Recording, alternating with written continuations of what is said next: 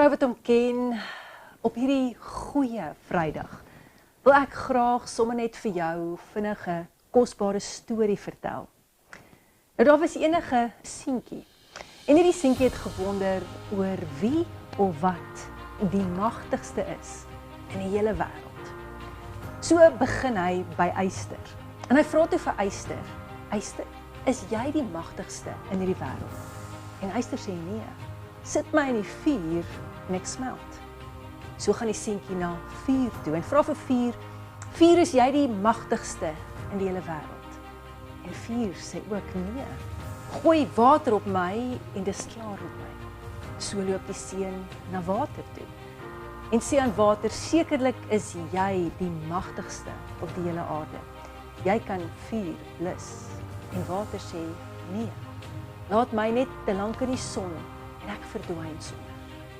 So kyk die seun op na die son, magtig en stralend, en hy sê vir die son, sekerlik is jy die magtigste in die wêreld.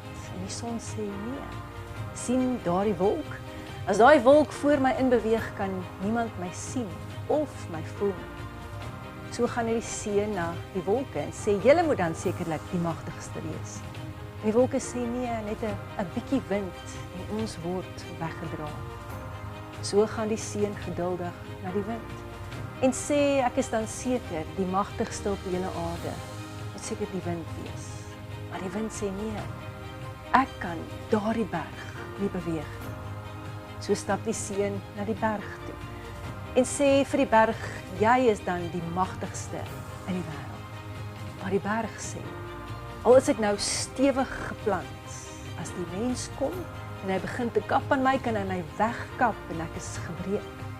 So gaan die seun na die mens toe en sê, mens, sekerlik is jy dan die magtigste.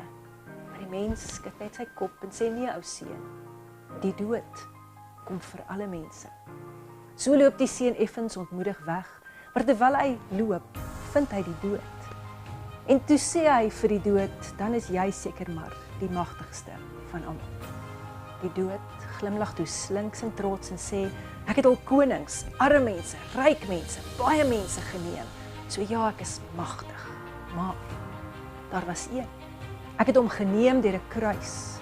Ek het hom doodgemaak, maar op die 3de dag het hy uit die graf uit ontwaak. Ek kon dit nie glo nie. Hy het opgestaan, nog meer. Hy het my mag weggeneem en hy het my sleutel van die dood geneem en hy het my laat buig voor hom.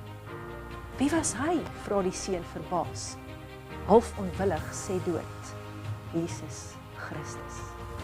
En die seun sê, ja, wrag is waar.